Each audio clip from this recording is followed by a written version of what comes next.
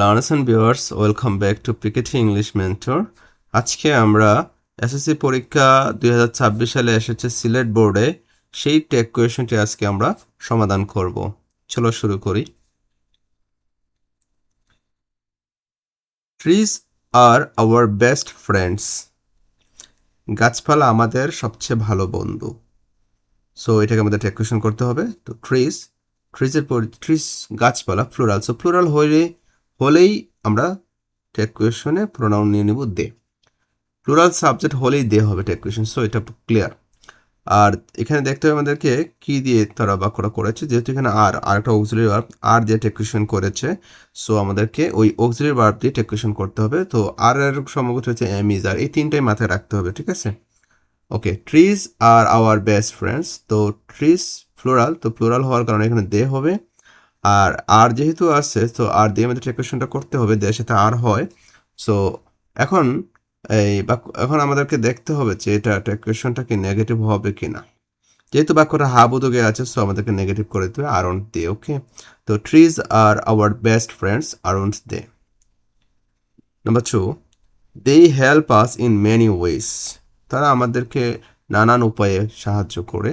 তো they help us, they subject থাকলে pronoun they হয়। আর এখানে যেহেতু মেইন ভার্ব দিয়ে বাক্যটা করা হয়েছে, বি1-এ আছে, হেল্প বি1-এ আছে, মেইন ভার্ব মানে প্রেজেন্ট ফর্মে আছে। সো আমরা জানি যদি কোনো বাক্য মেইন ভার্ব দিয়ে শুরু হয় এবং সেটা যদি বি1-এ থাকে, তাহলে ডু ডাজ দিয়ে টেক কোয়েশনটা করতে হয়, ঠিক আছে? They help us in many ways. So their পরিবর্তে আমরা দে নিলাম। আর যেহেতু বি1 আছে তাহলে ডু নাহলে ডাজ হবে। তো দে এর সাথে ডু হয়, ডাজ হয় না। সো ডু দিয়ে করতে হবে। যেহেতু বাক্যটা হাফ উদ্যোগে আছে, আমাদেরকে নেগেটিভ করে দিতে হবে, ঠিক আছে? তো don't they. Okay, they help us in many ways, don't they. We should plant more trees. আমাদের উচিত বেশি বেশি করে গাছপালা লাগানো। সো সাবজেক্ট উই আছে, উই থাকলে প্রোনাউন উই হয়। আর যদি শুড অক্সিলারি ভার্ব আছে, তাহলে অক্সিলারি আমাদের টেক কোয়েশনটা করতে হবে শুড দিয়ে। সো বাক্যটা যদি হাফ উদ্যোগ আছে, তাহলে আমাদের নেগেটিভ করে দিতে হবে shouldn't we. Okay, we should plant more trees, shouldn't we. Number 4, nobody should cut trees indiscriminately. কারোই উচিত না নির্বিচারে গাছপালা কাটে ফেলা। ওকে, কেউরই উচিত না। ওকে, তো nobody থাকলে আমাদের প্রোনাউন টেক কোয়েশনের প্রোনাউন হয় দে।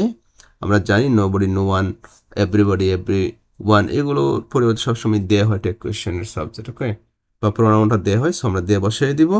আর এখানে সুর দিয়ে টেক কোয়েশনটা করতে হবে।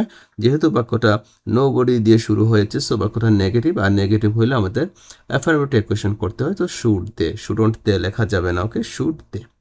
Nobody should cut trees indiscriminately, should they. তারপর হচ্ছে let us protect our environment. চলো আমরা আমাদের পরিবেশকে রক্ষা করি। সো আমি আগেই বলেছি, বারবার বলেছি, লেট আস থাকলে শেল উইথ টেক কোয়েশন করব। এটাতে চিন্তা ভাবনা করার কিছুই নেই। Late us protect our environment, shell we. Let us and let's একই কথা। ওকে, সেটা থাকতে পারে লেট আস অথবা সেটা হতে পারে লেটস বা লেটাস, যাই থাকুক সেটা আমরা অবশ্যই শেল উইথ টেক কোয়েশনটা করবো। ওকে।